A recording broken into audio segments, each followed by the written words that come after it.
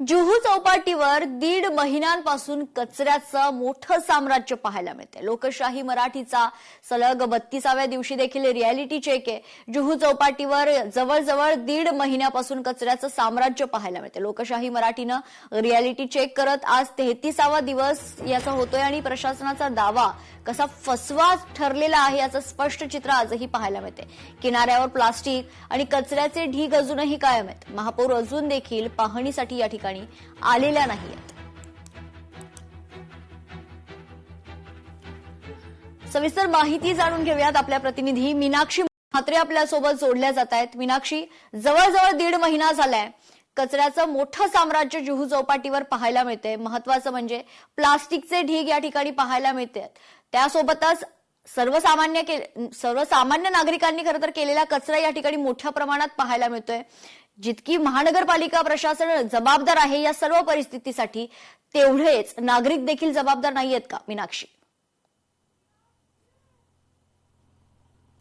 निश्चितच, कारण आपण पाहतो की यावेळी हा कचरा दुपटीने आलेला आहे, कारण नालेसफाई न झाल्यामुळे हा कचरा आज आपल्याला जुहूच्या या समुद्रकिनारी पाहायला मिळतोय।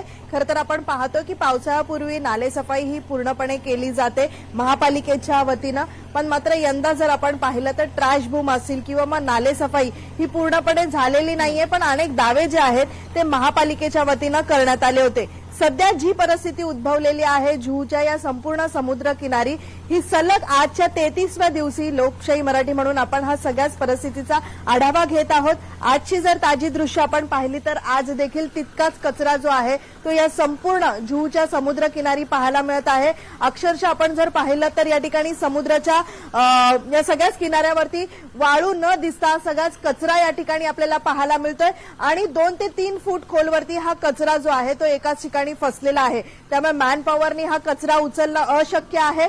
तातडीनं पालिकेनं अनेक मशिनरीज ज्या आहेत, म्हणजे जी यंत्रणा आहे या ठिकाणी जर आपण पाहिलं तर कशा पद्धतीत ही एकच गाडी जी आहे ती संपूर्ण 7 ते 8 किलोमीटरच्या अंतरावरती हा संपूर्ण जुहूचा समुद्र किनारा पसरलेला आहे आणि 1 ते 2 गाड्या ज्या आहेत त्या अवघ्या आजही काम करताना पाहायला मिळतात। पालिका प्रशासन जे दावे करते, अनेकदा आपण पाहिलेलं आहे की मॅनपॉवर वाढवली आहे किंवा मग यंत्रणा वाढवलेली आहे, तसे काहीच या ठिकाणी चित्र पाहायला मिळत नाहीये। त्यामुळे हे दावे वारंवार पालिकेचे फसवे ठरत आहेत। कुठेतरी मुंबईकरांची फसवणूक केली जात आहे, कारण मुंबईकर मोठ्या प्रमाणामध्ये कर भरतात किंवा म्हणा आपण पाहतो की या सगळ्याच कचरा साफ करण्यासाठी मोठमोठे टेंडर काढले जातात, पण मात्र हे फक्त कागदावरती आपल्याला पाहायला मिळतं आणि कुठेही हा सगळा पैसा जो आहे मुंबईकरांचा असेल किंवा मग जे टेंडर काढलेले आहेत हे नेमकं कोणाच्या खिशात जातात, या हा सगळाच सवाल जो आहे तो या ठिकाणी उपस्थित होत आहे।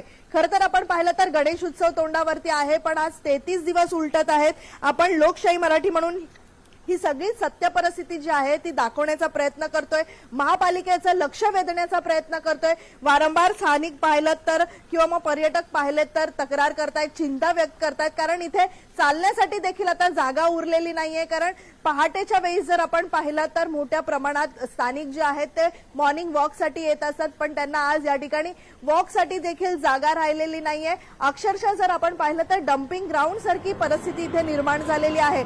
मागच्या अनेक दिवसांपासून आपण पाहतोय की महिना उलटलेला आहे, महापौर स्वतः पाणीसाठी येणार होत्या, पण अद्यापही त्यांना वेळ मिळालेला नाहीये।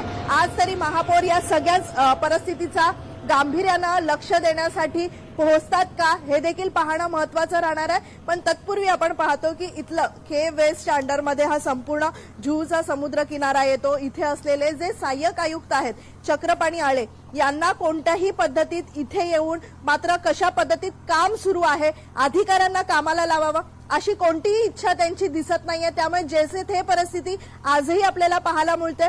पालिका प्रशासन जर आपण पाहिलं तर वारंवार दावे करताना पाहायला मिळाले, सोशल मीडियावरती फोटो व्हिडिओज जे आहेत ते जुहूचा समुद्र किनारा स्वच्छ झालेला आहे अशा पद्धतीचे हे खोटे व्हिडिओज जे आहेत ते पोस्ट करून मुंबईकरांची दिशाभूल करून कुठेतरी आपण पाहतोय की फसवण्याचं काम केलं गेलं। पण मात्र आज जरी आपण पाहिलं तर लोकशाही मराठी म्हणून आपण सातत्यानं आवाज उठवत आहोत। इथली परिस्थिती काय आहे नेमकी दर दिवशी येऊन दाखवत आहोत, तरी सुद्धा पालिकेला लाज वाटत नाहीये।